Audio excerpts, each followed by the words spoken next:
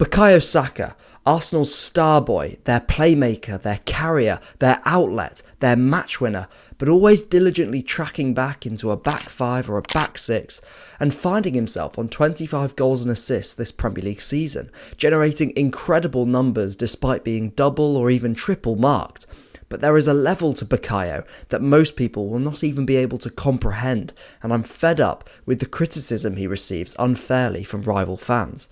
So in today's video, I'm asking you to let me show you why Mikel Arteta needs to give Saka the keys to this Arsenal attack, and it involves freeing up the centre of the pitch for Saka and utilising his complete offensive package, and also the key question of Martin Odegaard and the specific changes to Saka's present environment. Currently, Saka rotates from out wide into the half space when Odegaard drifts deeper and White joins the attack as a wide 5th or 6th man. But I want this access to the centre to be more available for Saka. I want him to rotate more freely from his starting position on the right wing, which will never change, closer to the middle to then dominate the half spaces and the central zone.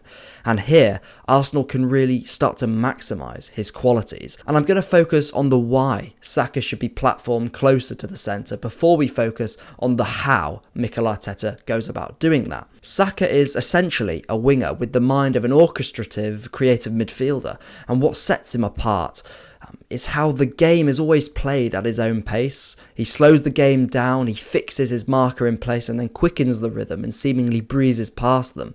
He never gives away the angle of his attack and always seems in constant control of the ball and his distances between him and the defender. This is probably epitomised by what is arguably Bukayo Saka's superpower, the way he turns defenders.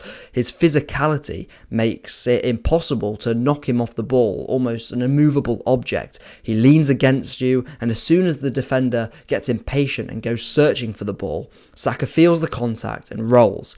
And this is part of the reason that he controls the tempo so well and has the capacity to dominate these central areas. It's not just his incredible levels of technicality, but it's this physicality. And all of these attributes are of course useful on the wing, but are more typically associated, especially with changing the rhythm of the game, are more typically associated with players in the middle. And in the centre is where these traits become inherently much more valuable. I think with more time in the middle, people will start to see the creative range that Saka possesses that they previously didn't know existed.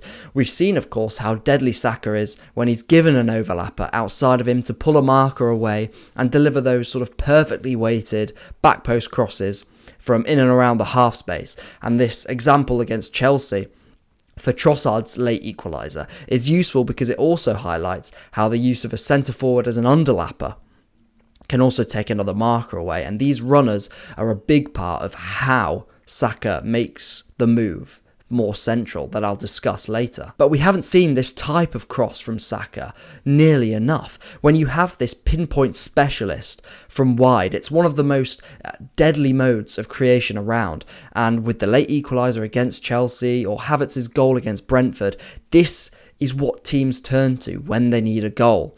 This is Saka unpicking deeper defences. But what about the types of defences Arsenal have struggled to unlock all season? The mid-blocks where the space is in behind, or those athletic defences we come up against when we're attacking in our transition. Here we have lacked a large space creator, whether that's in passing or carrying, and Saka here gives us both. And with him closer to the middle and closer to the action, it makes Arsenal much more multifaceted in how they attack. I mean, let's start by going back to the big space setup, the term I coined at the start of the season to try and explain why Arsenal's offensive dynamics were suffering. The big space setup is essentially a system that tried to make Arsenal more comfortable attacking in transition, playing long to outlets and focusing on dominating the second balls. And I think if Saka were to become one of these primary second ball winners closer to the middle of the pitch, in and around Kai Havertz, he has the ability to play the left-hand side in behind or find an overlapper on the right-hand side. And this all sounds rather complicated, so I want to show an example of what I'm trying to get at. And this comes in Martinelli's disallowed goal against Manchester United last season. Saka finds himself in a really similar angle to a lot of our early season counter-attacks this year, where we cram the centre and look to find the isolated Martinelli on the left-hand side. And the weight of pass here from Saka is ridiculous, but it's normal for him. His zone of influence, that term I've probably bored you with the whole season, is abnormally large, and Arsenal can create this transition against Manchester United here by winning the ball high, and we need the players to exploit this when we do turn the ball over instead of wasting the turnover like we have done at times this season. Saka can access any part of the pitch at any time, and hence would get so much more out of Martinelli. And in many ways it's not just about having Saka more central, but at times having him deeper again to utilise that zone of influence that he has. And I think this range of influence on the pitch is not just to do with his range of passing, but the range of angles he is able to play at. This extends as well to his goal scoring. He seems to have a solution for every problem, Bukayo Saka. He improvises, creates something from nothing. But what do I mean by being able to play at a variety of angles? Well, in the academy, Saka of course was predominantly a left winger, and he broke through as the first team initially as a left back and produced one of the most mesmerising displays as a 19-year-old as a left centre mid against Manchester City at the Etihad in 2019. In lockdown against Brighton, he played left centre mid and right centre mid, left wing and left back, all in the same game, and there's just naturally this level of freedom to how he plays, being able to adapt to any sort of space on the pitch. And this is why he took to the right wing like a duck to water. We've only been teased, I think, with Saka roaming in and around and across these positions this season, occupying different roles more situationally. But with the increasing freedom that Arteta has located in Arsenal's build-up now, sort of swarming the centre more and more and sharing responsibility across multiple build-up leaders who are all able to rotate with each other, I think more freedom for Saka actually seems like the realistic next step from this development now. I don't want him to move from out wide, but I don't want him to be stuck out wide more than he should, because ask yourself, Arsenal fans, truly, how many times has Saka had the chances to replicate his strikes against Nottingham Forest, Bayern Munich, or Manchester United at home, or the West Ham goal away from home? The answer is not many. I mean, literally, Saka's first goal for the club was him putting his foot on the ball, playing the game at his tempo, like we've been discussing, and striking it into the far corner. This man is destined for the highest possible levels of responsibility, and we need to give him that. And I think it's this ball striking, the ability to unlock any type of defence, whether that's via killer passes in transition, being an outlet in behind himself, or passes similar to Martin Odegaard's sort of world-class ability to pick low blocks like we see against Chelsea here. You want an example of Bukayo Saka doing this? Well, he found Pierre-Emerick Aubameyang with an identical run against Olympiacos. And again, ask yourself whether Bukayo Saka is platformed to do this regularly enough, because he absolutely can do it. There are also the quick dynamic combinations and rotations that I will get into later. Saka is a complete package that I want to tap into, but I want to take this opportunity to say I don't want to drop Martin Odegaard. In fact, I absolutely love him, as you guys know, and he is not the problem whatsoever. His move to an all-phase central midfield role that I was clamouring for the whole season, for example, makes him one of the league's best midfielders and has made Arsenal title challengers. But what I'm going to try and do is show you how he can continue in the team whilst also maximising Bukayo Saka. So, how does Saka move more central? Well, it relates to the range of solutions we've just been discussing, and his ability to play a part in sort of dynamic rotations alongside runners, which help provide him that greater freedom to express himself. In all honesty, Saka does not need much. He needs a runner on the outside to take a marker away from him. And as I mentioned on my first ever video, I think it was, for this channel, this could be a Smith-Rowe, or it also could be a large space operator like Fabio Vieira, who isn't as fixated on occupying the similar zones to Saka. And if you add this to Kai Havertz or Jurrien Timber's potential underlaps, there are in-house solutions for the perfect Saka conditions. And in the background, I'm going to be taking you through now some examples that you'll see when Saka is given runners. and players are sort of suddenly brought into his proximity. There's a mixture of rotations in and out and high and deep. Saka is provided space, and there's a level of associative play that gives a new level of dynamism and a spark to the Arsenal attack. These little constant block-breaking movements that for Saka and Emil Smith-Rowe, they do so naturally together. Their interchanges are intuitive in a way, and this just wears a defence down and often creates chances indirectly because of this. Suddenly Saka is marked more like a normal football player, and the speed of our attacking dynamics also increases. But are these changes, are these fluid interchanges and the benefits to Arsenal's attacking dynamics that we're looking at here, are these changes a tangible possibility? Well, spoiler, the answer is absolutely yes. I've done a lot of thinking over the past days and weeks about whether the upside to this change is worth it or even realistic in the first place. Because of course, wingers, for example, tracking back for Arsenal is a big part of the reason for our defensive solidity this season. But Saka's numbers defensively still seem so excessive.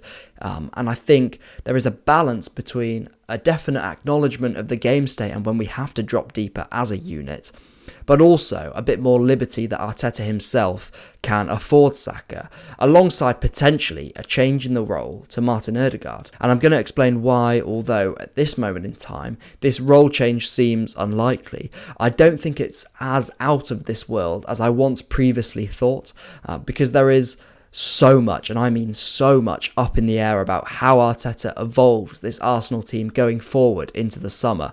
Again, I completely love Martin Odegaard, and I want him to stay in the team.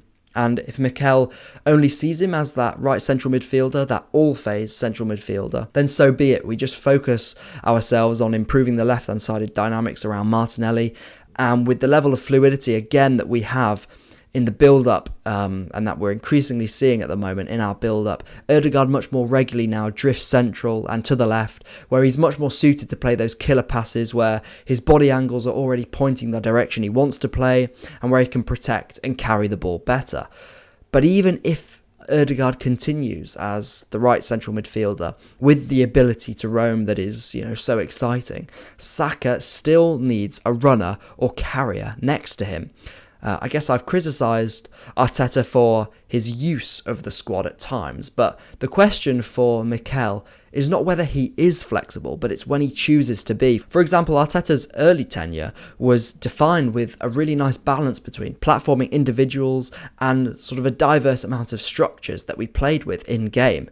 This season too, we now have varying approaches of playing in the big games.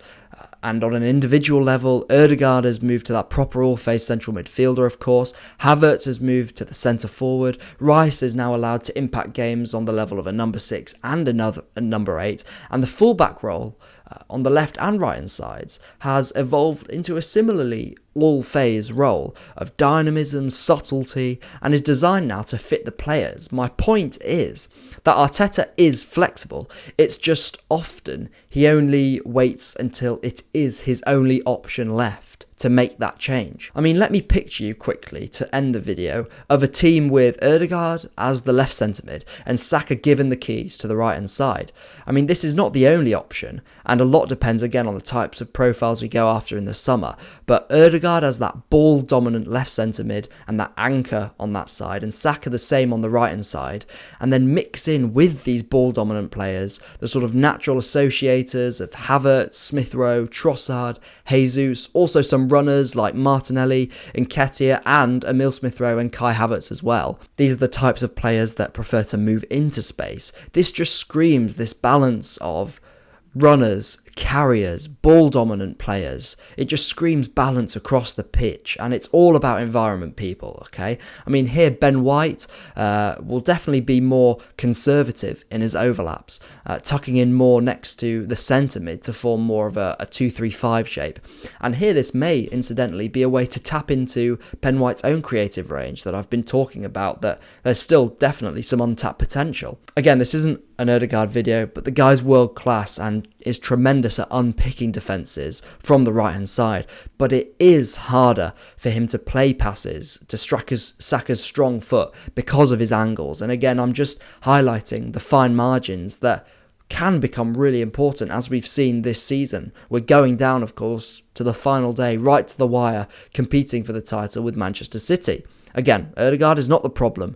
It's just the dynamics of that right-hand side at times that can be very dependent on White's overlaps as well. And of course, like we have said, the Odegaard move to left centre mid may mean a potential change out of possession, but all of this, including new pressing angles and new shapes, are for another video because I've gone on long enough now. That is all from me, and I hope you've seen a potential way to elevate this Arsenal attack and evolve it into the future with Bukayo Saka at the forefront. But as I always say, I only leave asking you to like, comment and subscribe right to the end of the video, because hopefully that means you found the video enjoyable or informative in whichever shape, way or form you derive that from. But that's all from me. I'll catch you in the next one. See you later.